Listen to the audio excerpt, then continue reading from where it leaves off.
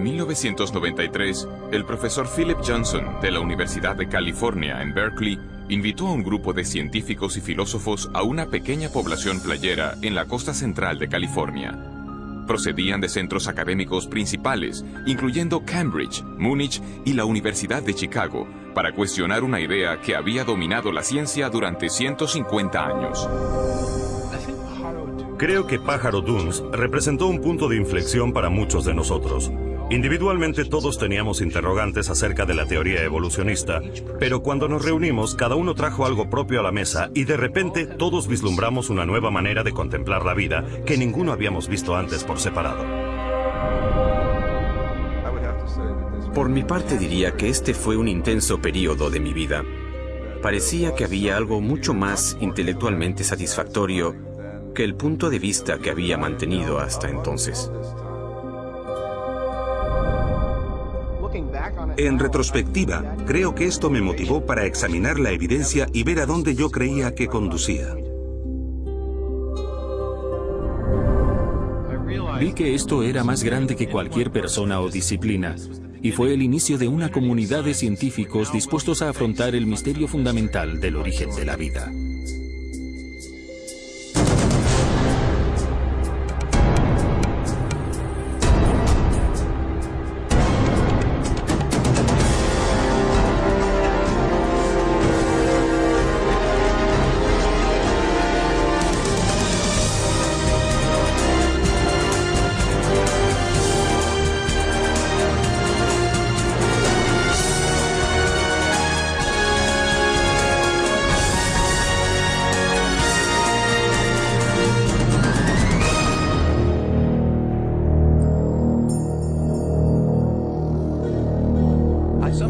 A veces me pregunto cómo es que alguien habla de alguna otra cosa, porque no hay nada más interesante que esto. ¿De dónde venimos? ¿Cómo hemos llegado aquí? ¿Qué nos trajo a la existencia? ¿Cuál es nuestra relación con la realidad como un todo? Contemplas la increíble diversidad y complejidad de la vida y es inevitable preguntar, ¿qué trajo todo esto a la existencia? ¿Fue simplemente el azar y la necesidad, fuerzas naturales sin dirección? ¿O hay algo más? ¿Hay un propósito, un plan, un designio? ¿El designio de una causa inteligente? Creo que esta es la pregunta fundamental.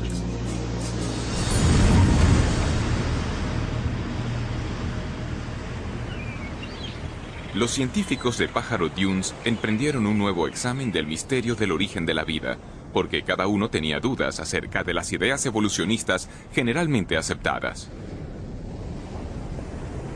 Entre ellos, el bioquímico Michael Behe cuestionaba cómo unos procesos naturales habrían ensamblado las intrincadas estructuras de las células vivas. Dean Kenyon era un biólogo evolucionista que ya no creía que la química, por sí sola, pudiera explicar el origen de la vida en la Tierra. Y Stephen Meyer, Paul Nelson y William Dembski buscaban un nuevo enfoque que pudiera explicar el origen de la información genética codificada en los organismos vivos. Estos científicos y filósofos comenzaron a formular una alternativa a la teoría central de la biología moderna, teoría surgida de la mente de un naturalista británico llamado Charles Darwin.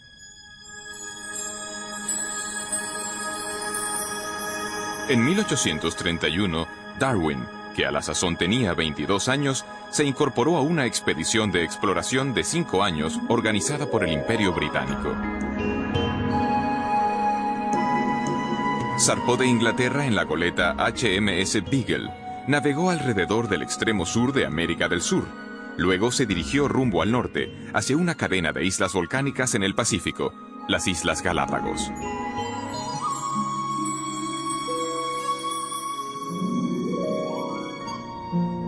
En este desolado archipiélago, a 1000 kilómetros de la costa occidental de Ecuador, Charles Darwin pudo observar una extraordinaria variedad de aves, reptiles y mamíferos diferentes de todo lo que había visto antes.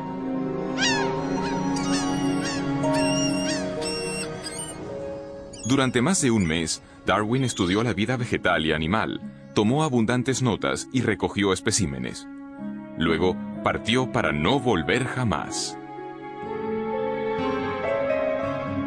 Durante 25 años desarrolló una teoría que explicaba el origen de las diversas formas de vida sobre la Tierra.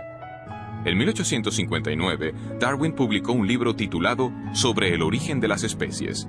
Su impacto sobre la ciencia y a la larga sobre toda la cultura occidental fue espectacular. Darwin argumentó que toda la vida era producto de unas fuerzas naturales sin dirección alguna, el tiempo, el azar y un proceso que él designó como selección natural. Durante 2500 años antes de Darwin, la mayoría de los científicos y filósofos destacados, personas como Platón, Newton o Kepler, habían contemplado el mundo como resultado de alguna clase de designio o plan. Pero con la idea de la selección natural de Darwin, se da un giro radical y se pone en movimiento un verdadero cambio en la filosofía científica. Darwin no fue el primer científico en proponer una teoría de la evolución, pero sí fue el primero en proponer un mecanismo naturalista plausible que podía producir un cambio biológico a lo largo de inmensos periodos de tiempo. Para comprender cómo actúa la selección natural, consideremos las poblaciones de pinzones que Darwin encontró en las Islas Galápagos. 13 especies de pinzones habitan en las Islas Galápagos y varían sutilmente por lo que respecta a tamaño corporal y a la forma del pico. Darwin volvió a Inglaterra con 9 especies diferentes de estos pájaros. Según la teoría darwinista contemporánea, las diferencias en los tamaños y en las formas de los picos de los pájaros son el resultado directo de la selección natural. Un ejemplo que se cita a menudo es el de especies de pinzones granívoros.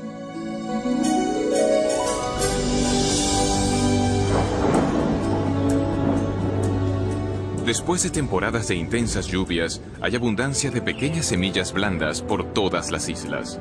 Los pájaros con picos cortos pueden conseguir alimento con facilidad. Sin embargo, durante periodos de sequía, las únicas semillas disponibles están protegidas dentro de cáscaras duras y resistentes que permanecen en el suelo desde el año anterior. En estas circunstancias, solo pájaros con picos más largos y aguzados pueden romper las cáscaras y comer las semillas. Los pájaros con picos más largos sobreviven porque pueden alcanzar el alimento, mientras que otros pájaros no pueden. Así, el pico largo les confiere en este caso lo que los biólogos ahora llaman una ventaja funcional. Desafortunadamente, los pinzones con picos más pequeños mueren de hambre por no poder alcanzar el alimento. Si las condiciones de sequía persisten, el medio causa un cambio en los rasgos de toda la población de pinzones. Con el paso del tiempo, los picos largos pasan a sucesivas generaciones porque estos picos capacitan a los pájaros para sobrevivir. La selección natural era una idea convincente. Las variaciones físicas que resultaban ventajosas eran heredadas por generaciones sucesivas. Por medio de este proceso se alteraban las poblaciones y, con el paso del tiempo, surgirían organismos fundamentalmente diferentes, sin ninguna clase de dirección inteligente. Darwin quería explicarlo todo en la historia de la vida en términos de procesos naturales, no inteligentes, carentes de designio. Y cuando buscó una explicación, lo que encontró fue que un proceso que podía observar en las poblaciones domesticadas también funciona en el ambiente natural. Darwin conocía bien la crianza doméstica de animales. Él mismo había estudiado la crianza de palomas y sabía que, durante siglos, los criadores habían logrado cambios espectaculares en poblaciones seleccionando ciertos ejemplares. Darwin solo sugirió que este mismo proceso también opera en el ámbito natural. Para Charles Darwin, la selección natural explicaba la apariencia de designio sin un diseñador. Ya no había más necesidad de invocar una causa inteligente para la complejidad de la vida. De hecho, la selección natural pasó a ser como un diseñador sustituto. En la actualidad, el darwinismo se da generalmente por sentado en el campo científico y en el mundo académico. Sin embargo, y a pesar de su amplia aceptación, un creciente número de científicos y eruditos, incluyendo los que se reunieron en Pájaro Dunes, están cuestionando aspectos clave de la teoría darwinista. Cuando nos reunimos en Pájaro Dunes, desde luego no estábamos de acuerdo en todo, pero compartíamos una verdadera insatisfacción con el mecanismo de la selección natural y con el papel que se le daba en las explicaciones biológicas. La selección natural es un proceso real y funciona para explicar ciertas clases limitadas de variación. los cambios a pequeña escala. De hecho, tenemos muchos ejemplos de eso. Para lo que no funciona bien es para explicar lo que Darwin creía que podría explicar, la verdadera complejidad de la vida. Tenemos un pico de pinzón y luego tenemos el pinzón mismo. Un pequeño cambio en la estructura del pico frente al origen del organismo como tal. Son fenómenos de escala diferente. Son problemas de clase diferente. Y el problema importante para la biología es comprender dónde funciona la selección natural y dónde no funciona, y el porqué de la diferencia. La evidencia es muy convincente, y todos teníamos la sensación de que si dejábamos que la evidencia hablase por sí misma, nos llevaría en una dirección muy diferente, que nos alejaría de la selección natural hacia una conclusión distinta acerca del origen y de la naturaleza de la vida sobre la Tierra.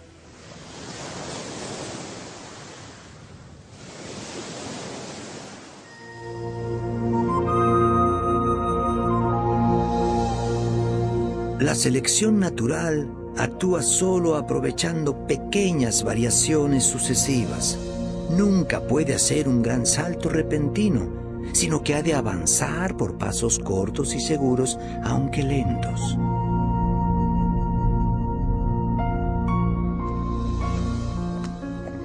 Es realmente interesante observar que cuanto más sabemos acerca de la vida y acerca de la biología, tantos más problemas tiene el darwinismo y tanto más evidente se hace el designio. Desde 1988, el Dr. Michael Behe ha investigado sistemas biológicos complejos que parecen desafiar la explicación de la selección natural. Durante muchos años creí que la evolución darwinista explicaba lo que veíamos en biología. No porque yo viera cómo podía verdaderamente explicarlo, sino porque me dijeron que lo explicaba. En las escuelas me enseñaron biología darwinista.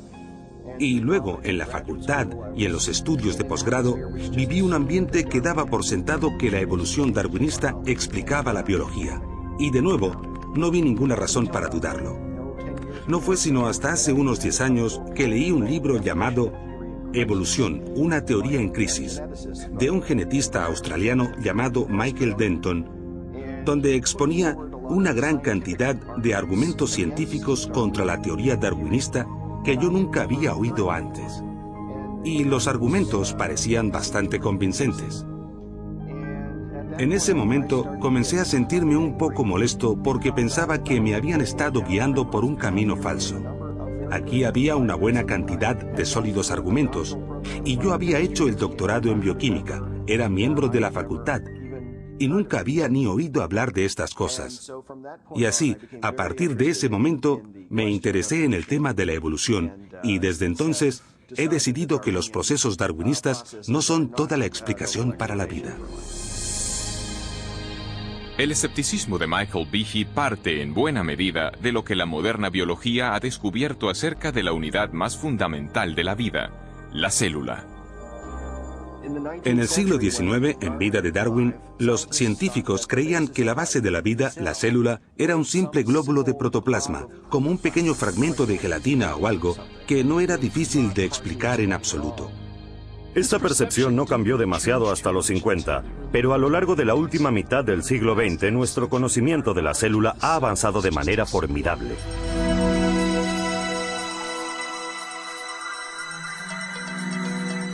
En la actualidad, los potentes instrumentales revelan unos complejos mundos microscópicos. Mundos tan diminutos que un solo dedal lleno de un cultivo líquido puede contener más de 4.000 millones de bacterias unicelulares, cada una de ellas repleta de circuitos, instrucciones de ensamblaje y máquinas miniaturizadas, de tal complejidad que Charles Darwin jamás pudo haberse imaginado. En la misma base de la vida, donde las moléculas y las células realizan su función, hemos descubierto máquinas, literalmente máquinas moleculares.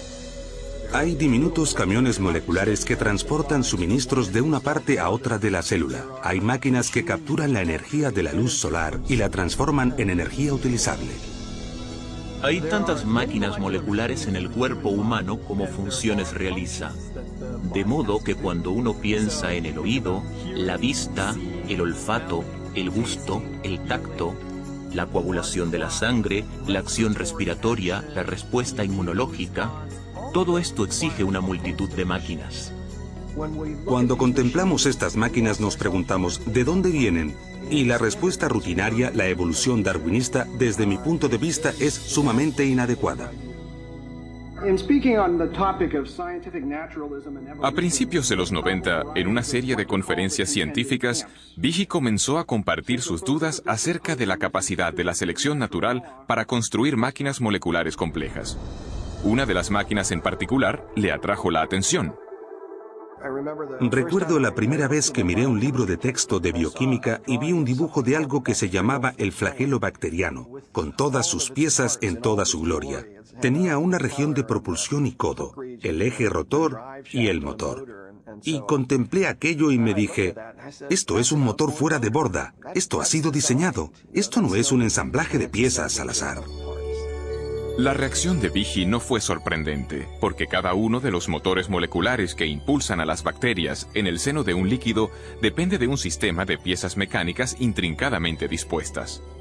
Estas piezas aparecen claras cuando se amplían porciones de una célula 50.000 veces. Los bioquímicos han empleado micrografías electrónicas como esta para identificar las piezas y la estructura tridimensional del motor del flagelo.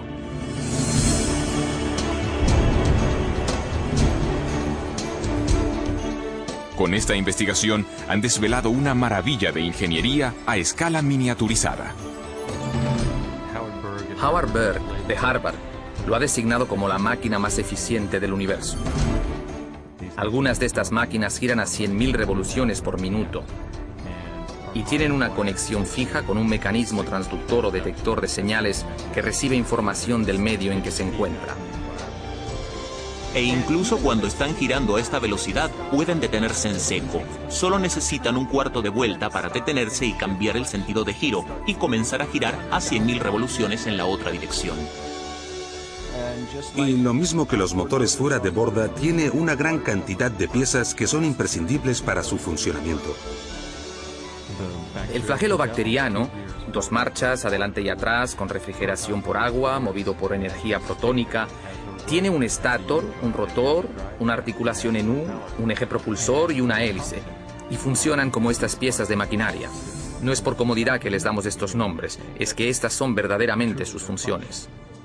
Desde su descubrimiento, los científicos han tratado de comprender cómo la selección natural podría producir un motor giratorio.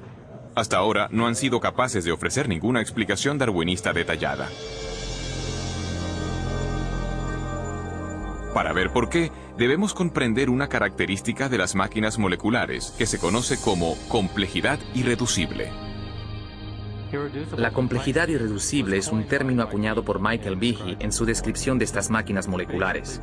Básicamente lo que enuncia es que se tiene una multiplicidad de piezas para la composición de cualquier organela o sistema dado dentro de una célula, todas ellas necesarias para la función. Es decir, si se elimina una pieza, el sistema pierde su función. La idea de la complejidad irreducible se puede ilustrar mediante una conocida máquina no biológica, una ratonera. La ratonera está compuesta de 5 piezas fundamentales: un gatillo en el que se pone el cebo, un muelle potente, una delgada varilla doblada conocida como martillo, una barra retenedora para asegurar el martillo en su lugar y una base sobre la que se monta todo el sistema. Si falta cualquiera de estas piezas o es defectuosa, el mecanismo no funcionará. Han de estar presentes simultáneamente todos los componentes de este sistema irreduciblemente complejo para que la máquina cumpla su función: atrapar ratones. La complejidad irreducible se aplica también a las máquinas biológicas, incluyendo el motor flagelar bacterial. En total hay alrededor de 40 piezas proteínicas diferentes que son necesarias para que esta máquina funcione. Y si falta cualquiera de estas piezas, entonces o bien obtendremos un flagelo que no funciona debido a que le falta el codo o el eje de transmisión o lo que sea, o bien ni siquiera se montará dentro de la célula. En términos evolutivos, tenemos que poder explicar cómo se puede construir este sistema de forma gradual cuando no hay función hasta que se tienen todas estas piezas en su sitio.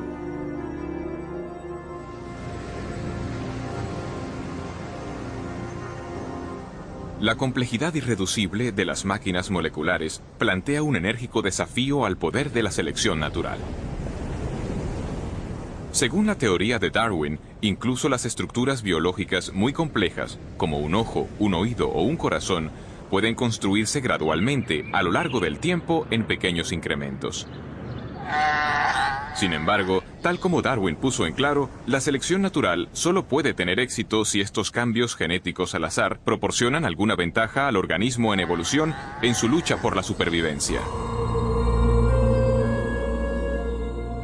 Como he intentado demostrar, no es necesario suponer que las modificaciones fuesen todas simultáneas, si eran sumamente ligeras y graduales. La selección natural está examinando las más ligeras variaciones, rechazando las malas, preservando y acumulando todas las buenas. Con todo, algunos científicos dudan de que las pequeñas variaciones de Darwin pudieran haber creado un flagelo bacteriano cuando no existía tal mecanismo. ¿Cómo pudo algo nuevo, como un motor de un flagelo bacteriano y todos los componentes que van con el mismo, cómo pudo desarrollarse a partir de una población de bacterias que no tuviesen este sistema? Y ello cuando cada cambio, según la teoría de Darwin, ha de proporcionar alguna clase de ventaja. Imaginemos un escenario así al inicio de la historia de la Tierra. Una bacteria en evolución desarrolla de alguna manera una cola y quizá incluso las piezas necesarias para unirla a la pared celular. Sin embargo, sin un ensamblaje completo de motor, esta innovación no proporcionaría ventaja alguna a la célula. En lugar de ello, la cola permanecería inmóvil e inútil, invisible para la selección natural que, por definición, solo puede favorecer cambios que ayuden a la supervivencia. La lógica de la selección natural es muy exigente.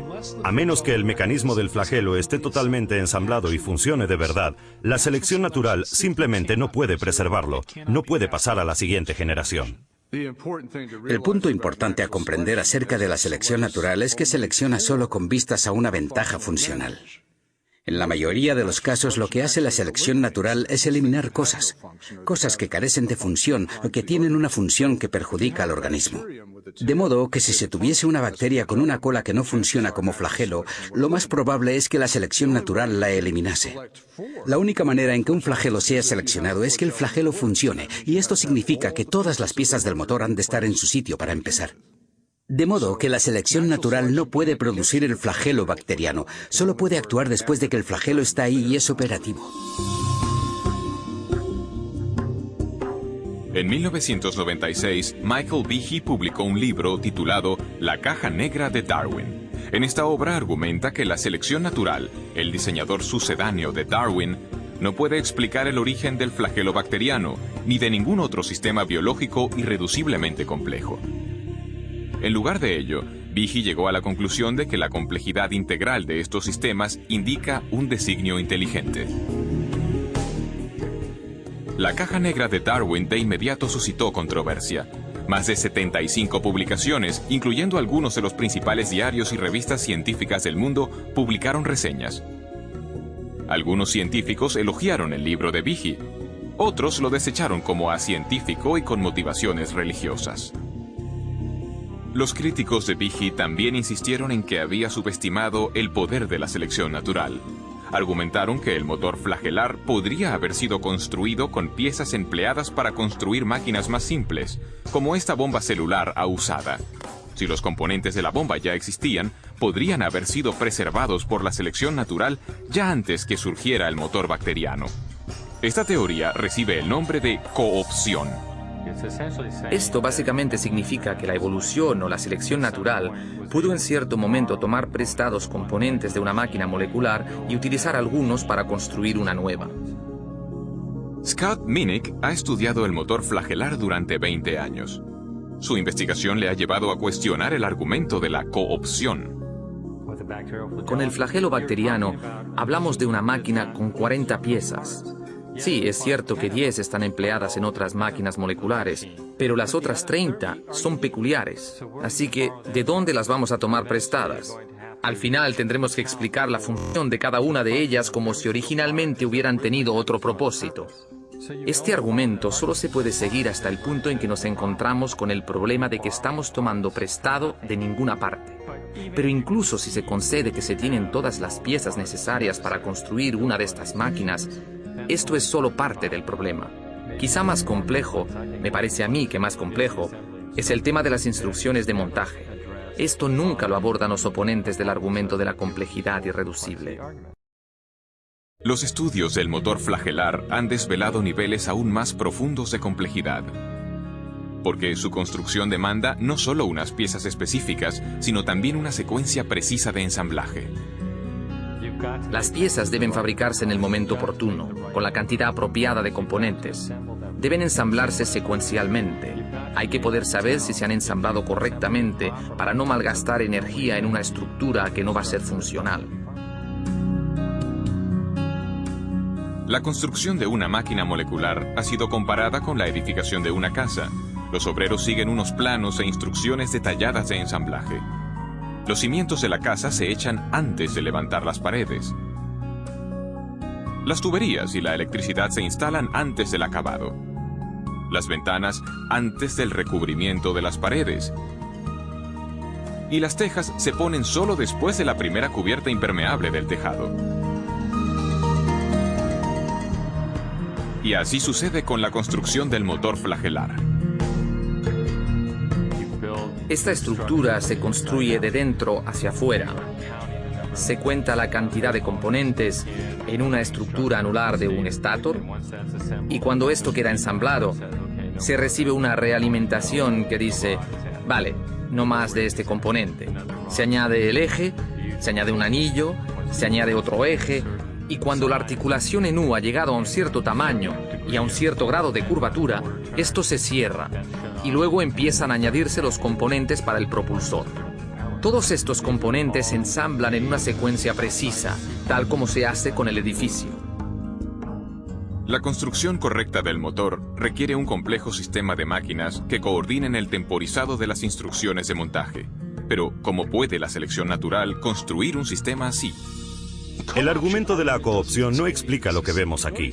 Para poder construir el mecanismo del flagelo o decenas de miles de otros mecanismos semejantes en la célula, son necesarias otras máquinas que regulen el ensamblaje de estas estructuras, y estas máquinas precisan de otras máquinas para su ensamblaje. Solo que falte una de estas piezas o que esté donde no le corresponde, el motor no funcionará. De modo que el sistema para ensamblar el motor flagelar es por sí mismo irreduciblemente complejo. De hecho, lo que tenemos aquí es complejidad irreducible en cascada. Sabemos mucho acerca del flagelo bacteriano. Todavía tenemos mucho que aprender, pero sabemos mucho acerca de él. Y no hay explicación acerca de cómo esta compleja máquina molecular fue jamás producida por un mecanismo darwinista. Hace 150 años, los científicos no tenían conocimiento de las máquinas moleculares de complejidad irreducible. Sin embargo, Charles Darwin consideró la dificultad de que sistemas como estos podrían plantear a su teoría. Si pudiera demostrarse que existió un órgano complejo que no se formó por numerosas y ligeras modificaciones sucesivas, mi teoría fracasaría por completo.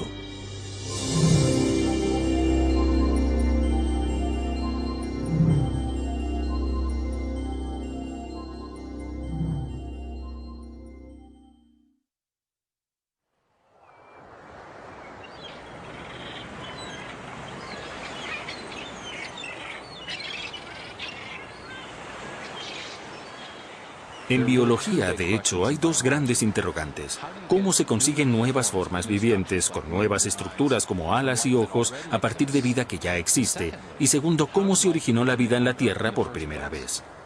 Hoy sabemos que Darwin pasó la mayor parte de su vida formulando una respuesta a la primera pregunta.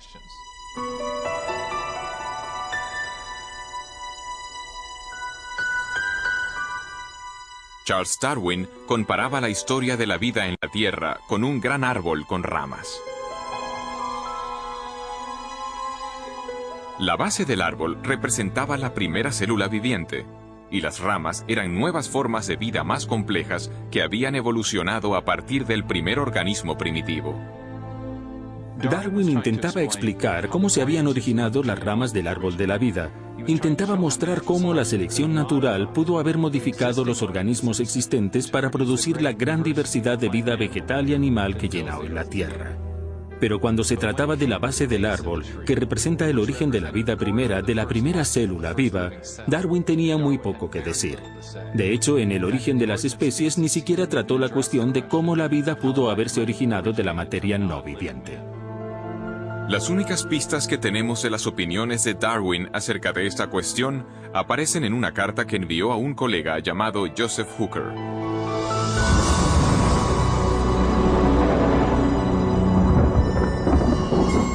Por lo que respecta a la primera producción de un organismo viviente, sí, y oh, qué gran sí, pudiéramos imaginarnos en algún pequeño y cálido estanque con toda clase de sales amoníacales y fosfóricas, luz, calor y electricidad presentes, que se formase químicamente un compuesto proteínico listo para sufrir cambios aún más complejos. Hoy esta materia sería devorada al instante, pero puede que esto no fuese así antes que se formasen criaturas vivientes. En los últimos años de su vida, Darwin hizo poco por desarrollar su idea de que hubiera surgido una célula primitiva de compuestos químicos simples en las aguas primordiales de la Tierra primitiva. Pero más adelante, en los años 20 y 30, un científico ruso llamado Alexander Oparin formuló una detallada teoría acerca de cómo esto hubiera podido suceder, y la llamó evolución química. Oparin creía que podía explicar el origen de la primera vida con los principios darwinistas. Imaginó unos compuestos químicos simples que se combinaban y recombinaban para formar moléculas mayores, y estas moléculas más grandes se organizaban a sí mismas con la ayuda de variaciones al azar y de la selección natural para constituir la primera célula primitiva. En las 3 décadas siguientes, muchos científicos trabajaron para desarrollar y afinar estas ideas, mientras ponderaban las cuestiones suscitadas, tanto por Oparin como por Darwin. ¿Cómo pudo evolucionar la vida a partir de unos compuestos químicos simples? Un hombre creyó que lo sabía. El problema de los orígenes biológicos, por un largo tiempo, diría yo, ha sido de un profundo interés para mí precisamente por la escala del problema, por su importancia.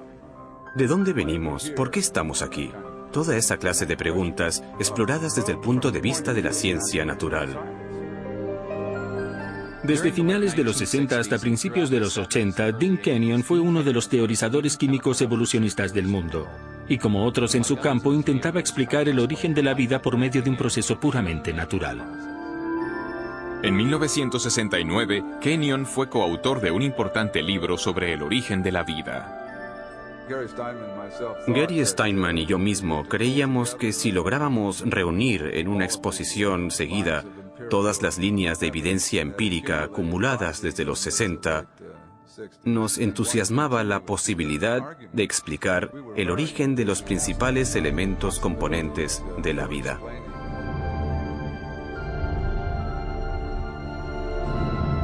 A pesar de su optimismo, Kenyon se enfrentaba con un problema importante.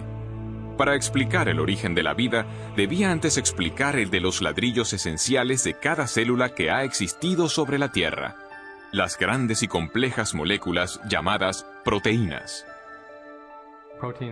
Las proteínas tienen una amplia gama de funciones en la célula, desde los requisitos estructurales, en términos del andamiaje de la célula, el citoesqueleto, a los enzimas, donde están procesando moléculas para captar energía o construir componentes de la célula. Las proteínas realizan muchos de los trabajos en el interior de la célula, excepto almacenar información genética. Esto se deja para el ADN y el ARN. Las proteínas realizan tareas como la limpieza de la célula y la producción de energía. Kenyon sabía que las proteínas debieron ser tan importantes para la primera vida como para las células vivas actuales. También reconoció la complejidad de su construcción. Hacia los 60, los científicos habían determinado que incluso las células simples están compuestas de miles de proteínas diferentes, y que su función se deriva de sus formas tridimensionales sumamente complejas. Las formas irregulares de algunas proteínas les permiten catalizar o desencadenar reacciones químicas debido al ajuste tipo llave-cerradura que tienen con otras moléculas en la célula. Mientras que otras moléculas proteínicas forman componentes estructurales tipo machiembrado. Cada una de las piezas individuales de un motor bacteriano, como esta estructura anular, está formada de una sola molécula de proteína, de un conjunto de proteínas ensamblado de una forma específica. Estas proteínas están constituidas a su vez por unas unidades químicas más pequeñas llamadas aminoácidos, enlazadas en largas cadenas. Aparece un gran nivel de complejidad de arquitectura en estas unidades celulares, en estos aminoácidos constituyentes de las proteínas. En la naturaleza se emplean 20 tipos diferentes de aminoácidos para construir cadenas de proteínas. Los biólogos los han comparado con las 27 letras del alfabeto. Las letras del alfabeto se pueden ordenar en una enorme cantidad de combinaciones posibles y es la disposición de la secuencia de las letras la que determina si tenemos palabras y frases con significado.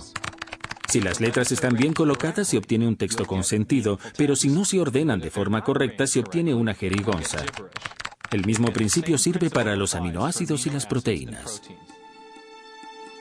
Hay al menos 30.000 tipos distintos de proteínas, cada una a partir de una combinación diferente de los mismos 20 aminoácidos. Estos están ordenados, como letras, para formar cadenas de a menudo cientos de unidades. Si los aminoácidos son secuenciados correctamente, la cadena se doblará para formar una proteína funcional. Las proteínas se ordenan con sus aminoácidos de tal manera que los aminoácidos caen el uno sobre el otro en una arquitectura que está preprogramada por el orden de los aminoácidos. Se dobla formando una estructura específica y esa estructura puede realizar una determinada función. De modo que todas las proteínas en una célula tienen una forma tridimensional basada en la secuencia de los aminoácidos en la cadena. Esta disposición es crítica, porque si los aminoácidos están secuenciados de manera incorrecta, se forma una cadena inútil, y en vez de doblarse para formar una proteína, será destruida dentro de la célula. Las proteínas como lenguajes escritos o códigos de computadora poseen un elevado grado de especificidad. La función del todo depende de la disposición precisa de las partes individuales. Pero, ¿qué es lo que produce el secuenciado preciso de los aminoácidos que da lugar a las formas y funciones específicas de las proteínas? Durante los 50 y 60, los descubrimientos acerca de las estructuras de las proteínas obligaron a los biólogos a hacer frente a este misterio. Tim Kenyon creía que lo podría solucionar. En su libro Predestinación bioquímica, Kenyon y su coautor Gary Steinman propusieron una sugerente teoría.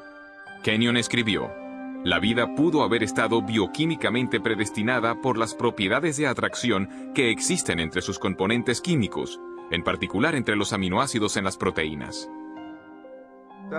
Cuando apareció Predestinación bioquímica, mi coautor y yo estábamos totalmente convencidos de que teníamos una explicación científica para los orígenes. Kenyon propuso que las propiedades químicas de los aminoácidos hacían que fuesen atraídos entre sí para formar las largas cadenas que llegaron a ser las primeras proteínas, los componentes más importantes de la célula viva. O sea que la vida era inevitable, predestinada por nada más que la química. Muchos científicos abrazaron las ideas de Kenyon, y durante los siguientes 20 años, Predestinación bioquímica se convirtió en un bestseller sobre la teoría de la evolución química. Pero 5 años después de la publicación del libro, Kenyon comenzó a dudar de la credibilidad de su propia teoría. Fue durante este periodo de tiempo que se manifestaron mis dudas acerca de ciertos aspectos del pensamiento evolucionista al entrar en contacto con un sólido contraargumento que me planteó uno de mis estudiantes. Y yo no pude refutar ese contraargumento. Kenyon fue desafiado a explicar cómo se podrían haber ensamblado las primeras proteínas sin la ayuda de instrucciones genéticas. En las células vivientes actuales, las cadenas de aminoácidos no se forman directamente por atracción entre sus componentes, el escenario que Kenyon postulaba para la Tierra primitiva. En su lugar, Otra gran molécula dentro de la célula almacena instrucciones para secuenciar los aminoácidos en las proteínas. Se la llama ADN. Al principio, Kenyon creía que las proteínas podrían haberse formado directamente a partir de los aminoácidos sin las instrucciones de ensamblaje del ADN. Por eso es que tantos científicos estaban entusiasmados con su teoría. Pero cuanto más aprendía acerca de las propiedades de los aminoácidos y de las proteínas, tanto más comenzó a dudar de que las proteínas pudieran autoensamblarse sin ADN. En el ADN, Kenyon se encontró con una molécula con una propiedad que no podía explicar mediante procesos naturales. Porque, encerrada con seguridad dentro de su estructura de doble hélice, existe abundante información, en forma de compuestos químicos con una secuencia precisa representada por las letras A, C, T, G. En un lenguaje escrito, la información se comunica por un ordenamiento preciso de las letras. De la misma manera, las instrucciones necesarias para ensamblar aminoácidos, para formar proteínas, son transmitidas por las secuencias de componentes químicos ordenados a lo largo de la estructura del ADN. Este código químico ha sido llamado el lenguaje de la vida, y es el conjunto de información más compacto y elaborado al menor detalle en todo el universo conocido. Como otros científicos que trabajaban en el origen de la vida, Kenyon se dio cuenta de que tenía dos opciones. Debía explicar o bien la procedencia de estas instrucciones genéticas de ensamblaje, o bien cómo surgieron las proteínas directamente de los aminoácidos sin ADN en los océanos primordiales. Y al final vio que no podía explicar ni lo uno ni lo otro.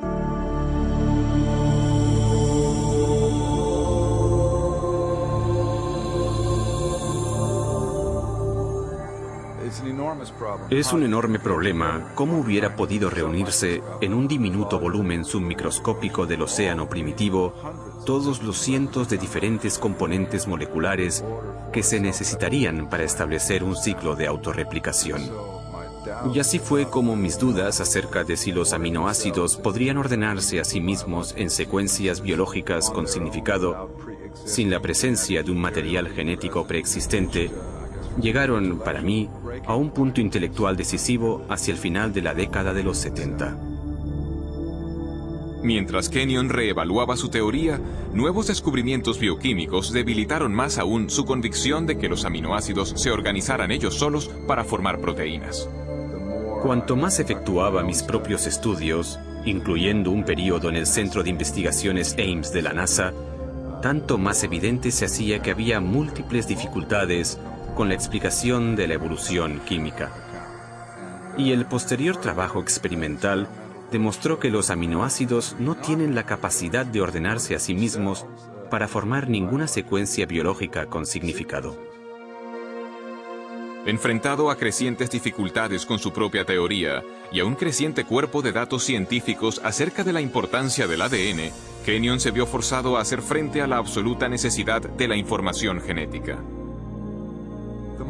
Cada vez más pensaba en la alternativa que se presentaba en la crítica y en el enorme problema que todos los que trabajamos en este campo habíamos descuidado de afrontar, el problema del origen de la información genética misma. Entonces tuve que reexaminar toda mi posición tocante a los orígenes. Para Dean Kenyon, un nuevo interrogante llegó a ser el foco de su investigación en búsqueda del origen de la vida. ¿Cuál era la fuente de la información biológica en el ADN?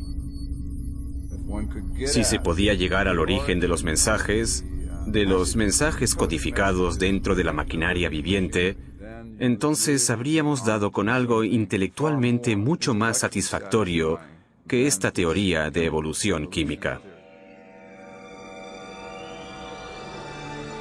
Kenyon se daba cuenta de que las alternativas se iban reduciendo. Para la década de los 70, la mayoría de los investigadores rechazaba la idea de que la información necesaria para construir la primera célula se produjera por el mero azar.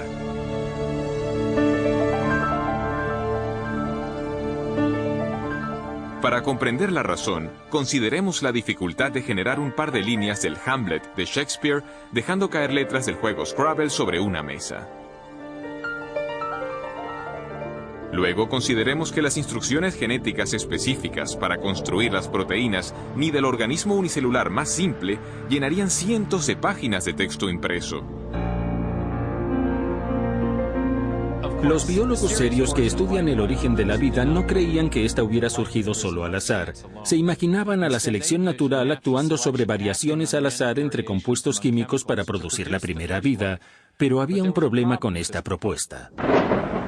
Por definición, la selección natural no podría haber funcionado antes de la existencia de la primera célula viva, porque solo puede actuar sobre organismos capaces de reproducirse, las células dotadas de ADN que pasan sus cambios genéticos a generaciones futuras. Sin ADN no hay autorreproducción, pero sin autorreproducción no hay selección natural, de modo que no se puede usar la selección natural para explicar el origen del ADN sin dar por supuesta la existencia de aquella misma cosa que se está tratando de explicar. El azar, la selección natural y su propia teoría de autoorganización. Todo había fracasado para explicar el origen de la información genética. Ahora, Kenyon veía solo una alternativa. No hay ni la más ligera posibilidad de un origen evolutivo químico, ni siquiera para la más simple de las células. De modo que el concepto de un designio inteligente de la vida me resultó inmensamente atractivo y con mucho sentido, ya que coincidía estrechamente con los múltiples descubrimientos de la biología molecular. En los años transcurridos desde el rechazo de la evolución química por parte de Kenyon, la ciencia ha desvelado los detalles de todo un sistema de procesado de la información que lleva la marca del designio inteligente.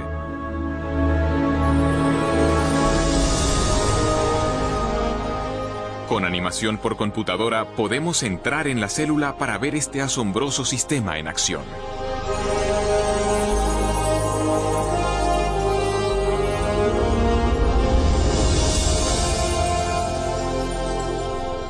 Después de entrar en el núcleo de la célula, vemos las hebras de ADN bien enrolladas. Son las bibliotecas de instrucciones necesarias para construir cada proteína en un organismo.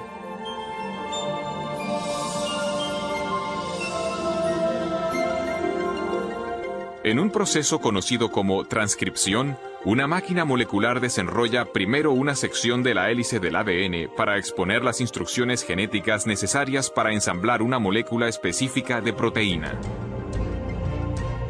Otra máquina copia luego estas instrucciones para formar una molécula llamada ARN mensajero.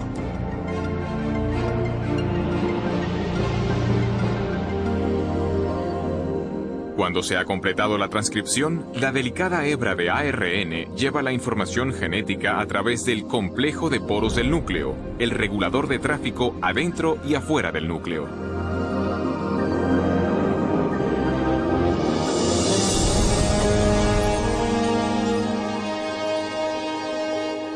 La hebra de ARN mensajero se dirige a una fábrica molecular en dos partes llamada ribosoma. Después de fijarse con seguridad, comienza el proceso de traducción.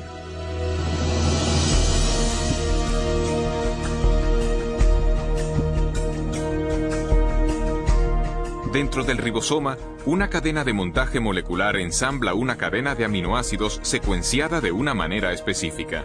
Estos aminoácidos son transportados desde otras partes de la célula y luego son ensamblados en cadenas a menudo de cientos de unidades de longitud. Su orden de secuencia determina la clase de proteína manufacturada.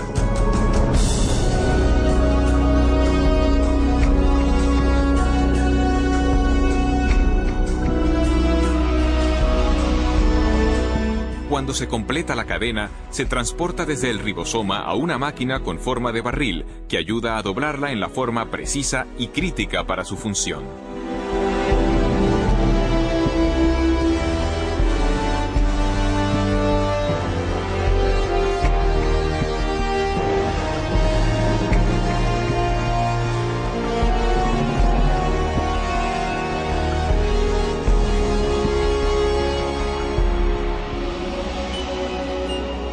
Después que la cadena queda doblada como proteína, es liberada y conducida por otra máquina molecular al lugar exacto donde se la necesita. Uno se queda totalmente asombrado al percibir a esta escala de tamaño un aparato tan finamente ajustado. Un dispositivo que lleva el sello de un diseño y producción inteligentes. Y tenemos los detalles de un inmenso y complejo ámbito molecular de procesado de información genética. Y es precisamente en este nuevo campo de la genética molecular que vemos la evidencia más convincente de designio en la Tierra.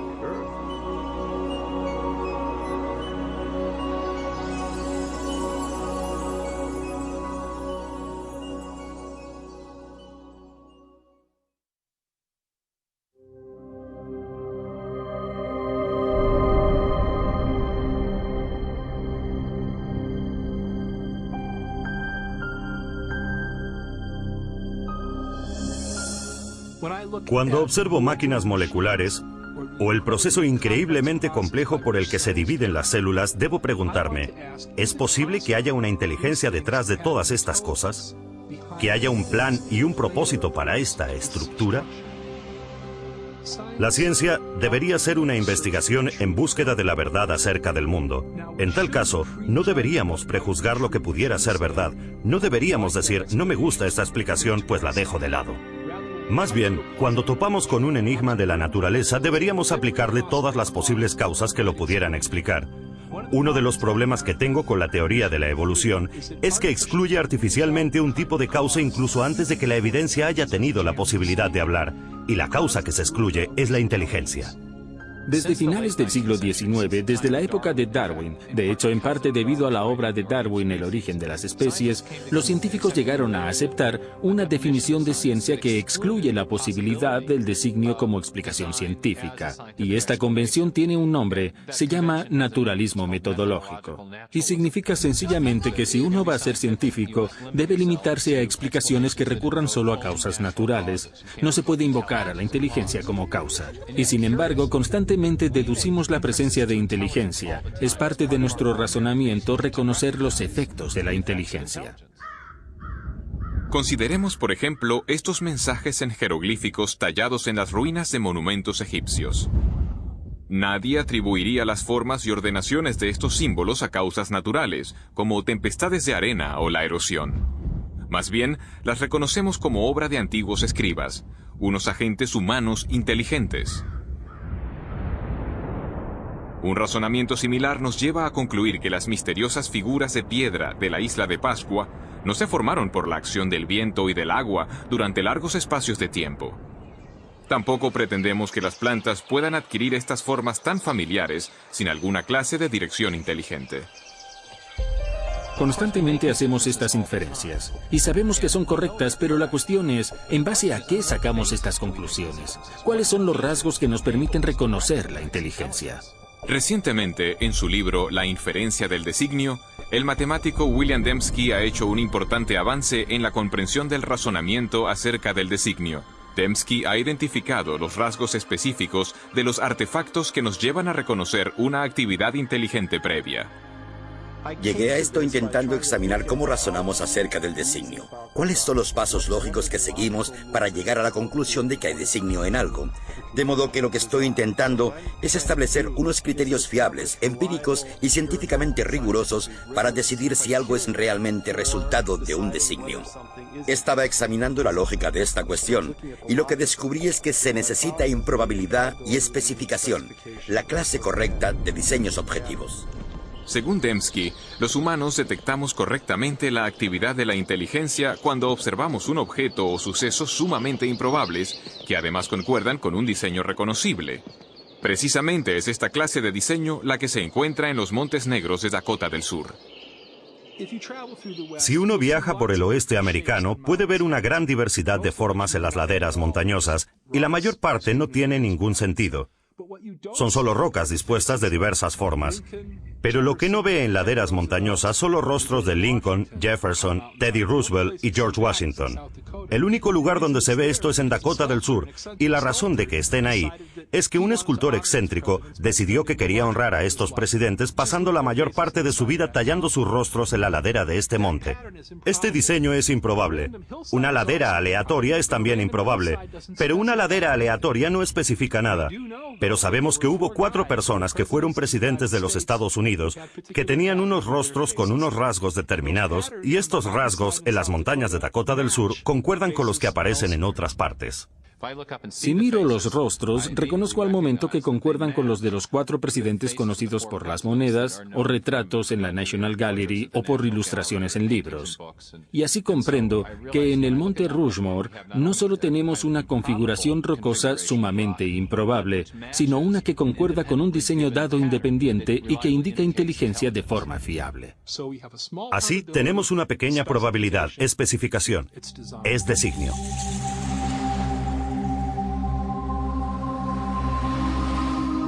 En una playa, otro diseño improbable escrito en la arena ilustra cómo detectamos el designio. Nadie inferiría que este mensaje fue escrito por el movimiento de las mareas. Al contrario, por las características de este diseño, identificamos las palabras como producto de la inteligencia. Este ordenamiento improbable también se ajusta a un diseño dado independientemente, esto es, las formas de las letras que reconocemos del alfabeto latino y las palabras que conocemos del vocabulario inglés. Y de este modo es la improbabilidad de esta disposición, junto al hecho de que se ajusta a una pauta dada independientemente, lo que lleva a la conciencia de que hay un designio. Esta ilustración sugiere que los criterios de William Dembski para la detección del designio, una probabilidad pequeña y especificación, son esencialmente equivalentes a información. El tipo de información presente no solo en imágenes, textos escritos y secuencias numéricas, sino también codificada en software y en las ondas radioeléctricas. La capacidad de detectar información en transmisiones electromagnéticas ha posibilitado una singular búsqueda de inteligencia. Durante más de 3 décadas, astrónomos del programa SETI, Búsqueda de Inteligencia Extraterrestre, han rastreado señales de radio del espacio exterior para intentar descubrir pautas llenas de información. Normalmente, los radiotelescopios reciben ruido aleatorio o señales repetitivas producidas de modo natural por estrellas, galaxias y otros cuerpos celestes. Pero los astrónomos reconocen que si llegan a identificar una señal portadora de información, esto confirmaría la existencia de vida inteligente más allá de la Tierra. Algunos han especulado que una civilización extraterrestre podría haberse intentado comunicar transmitiendo mensajes en el lenguaje universal de las matemáticas, quizá mediante una pauta reconocible, como una serie de números primos. Esto no se obtendría por azar. Se necesitaría complejidad o improbabilidad, muchísimos números primos y una pauta. Tendría que ser justo la pauta adecuada, no la que uno imponga, sino una que esté ahí objetivamente. Hasta hoy, el SETI ha fracasado en su intento de descubrir cualquier pauta o información que pudiera indicar una inteligencia en una galaxia lejana. Pero en otro universo, mucho más cercano a nosotros, los científicos han descubierto una gran riqueza de información dentro del núcleo de la célula viva. El ADN posee una estructura ideal para ser soporte de información. En las A's, T's, C's y G's, las bases de la doble hélice del ADN, hay capacidad para almacenar una prodigiosa cantidad de información. De hecho, no hay entidad en todo el universo conocido que almacene y transmita más información y de una manera más eficiente que la molécula de ADN. Una secuencia completa de ADN humano tiene 3.000 millones de caracteres individuales. El análisis de las zonas de codificación de la molécula del ADN muestra que sus caracteres químicos tienen un orden específico que les permite comunicar instrucciones o información detalladas, muy parecido a letras en una frase o a dígitos binarios en un código de computadora. Bill Gates dijo que el ADN es como un programa de computadora, pero más complejo que cualquiera que hayamos podido desarrollar. Y si lo pensamos siquiera por un minuto, resulta una observación de lo más sugerente. Porque sabemos que Bill Gates no emplea el viento, ni la erosión, ni generadores de números aleatorios para crear su software. Él emplea ingenieros inteligentes, ingenieros de sistemas computacionales. Así, todo lo que sabemos en nuestra experiencia sugiere que los sistemas ricos en información surgen del designio inteligente. Pero ¿qué hacemos del hecho de que hay información en la vida, en cada célula viva de cada organismo vivo? Este es el misterio fundamental. ¿De dónde procede esta información? Durante los últimos 15 años, el filósofo y científico Stephen Meyer ha estado trabajando para dar respuesta a esta pregunta. Meyer ha desarrollado un argumento para demostrar que el designio inteligente proporciona la mejor explicación para el origen de la información necesaria para construir la primera célula viva. Forma parte de nuestra base de conocimiento que los agentes inteligentes pueden producir sistemas ricos en información. De modo que este argumento no se basa en lo que no sabemos, sino que se basa en lo que sí sabemos acerca de la estructura de causa y efecto del mundo. Hoy en día sabemos que no hay explicación naturalista, que no existe ninguna causa natural que produzca información. Ni la selección natural, ni procesos de autoorganización, ni el puro azar. Pero sí que sabemos de una causa capaz de producir la información, y es la inteligencia. Así que cuando alguien infiere designio por la presencia de información en el ADN, de hecho, está haciendo lo que en las ciencias históricas se denomina una inferencia hacia la mejor explicación. De modo que cuando encontramos un sistema rico en información en la célula, concretamente en la molécula de ADN, podemos inferir que una inteligencia entró en juego en su origen, incluso aunque no estuviéramos allí para observar el origen del sistema. El trabajo de Meyer sobre el origen de la información genética forma ahora parte de un creciente alegato científico en favor del designio, surgido de una reunión de científicos y filósofos en la costa central de California en 1993. Su objetivo era reexaminar una idea que había dominado la biología durante más de un siglo. Durante el proceso concibieron una teoría que se ha conocido como designio inteligente. Para mí, la gran promesa del designio es que nos da un nuevo instrumento y una explicación que pertenecen al conjunto de instrumentos de la ciencia. Las causas inteligentes son reales, dejan evidencia de su existencia. Y una ciencia sana es una ciencia que busca la verdad y que deja que la evidencia hable por sí misma. El argumento a favor del designio inteligente se basa en una observación de los hechos.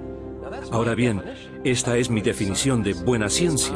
Es observación de los hechos. Y cuando se observan los hechos, como lo hizo Michael Behe, ¿qué es lo que se observa? Se observa este increíble diseño de complejidad interrelacionada. Y la forma como llegamos a la conclusión de un designio inteligente para el flagelo bacteriano es la misma que para un motor fuera de borda. En el fuera de borda vemos cómo las piezas interactúan y sabemos que esto lo hizo alguien.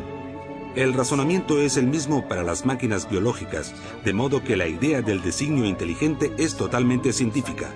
Desde luego, puede que tenga implicaciones religiosas, pero no depende de premisas religiosas. Cuando observo la evidencia objetivamente, sin excluir la posibilidad de designio, sencillamente el designio se destaca como la explicación más probable. Y por eso creo que es la correcta. Creo que el designio vuelve a estar sobre la mesa. Estos sistemas no pueden explicarse por ley natural. Y si buscamos la verdad y realmente están diseñados, si hay que ser ingenieros de sistemas para comprenderlos, entonces, ¿cuál es el problema? Uno va a donde los datos le llevan. Y las implicaciones, sí, claro, tienen profundas implicaciones metafísicas, pero si es así, que así sea. Por tanto, es una idea impactante que el universo sea racional y comprensible, con la rúbrica de una inteligencia suprema que ha querido que este mundo sea comprendido. Y es algo que garantiza el programa de la ciencia, porque entonces uno puede contemplar el mundo y el mundo tendrá sentido. Si todo fuese simplemente un conjunto caótico, no habría motivo para esperar racionalidad ahí. Pero si realmente es el producto de una mente, entonces uno puede investigar y la ciencia se convierte en ese maravilloso proyecto de resolver el rompecabezas donde uno puede esperar encontrar racionalidad, belleza y comprensibilidad justo en el fundamento mismo de las cosas. Hace 150 años, Charles Darwin transformó la ciencia con su teoría de la selección natural. En la actualidad, esta teoría se enfrenta a un reto formidable. El designio inteligente ha suscitado un intenso debate acerca del origen de la vida sobre la Tierra. Y para un creciente número de científicos, representa un paradigma. Una idea con el poder de, una vez más, redefinir los fundamentos del pensamiento científico. Durante el siglo XIX, los científicos creían que había dos entidades fundamentales, la materia y la energía. Pero al entrar en el siglo XXI tenemos una tercera entidad fundamental que la ciencia ha tenido que reconocer, y es la información. Y con la biología de la edad de la información crece la sospecha de que lo que estamos viendo en la molécula de ADN es realmente un artefacto de la mente, un artefacto de la inteligencia, algo que solo puede explicarse como producto de un designio inteligente.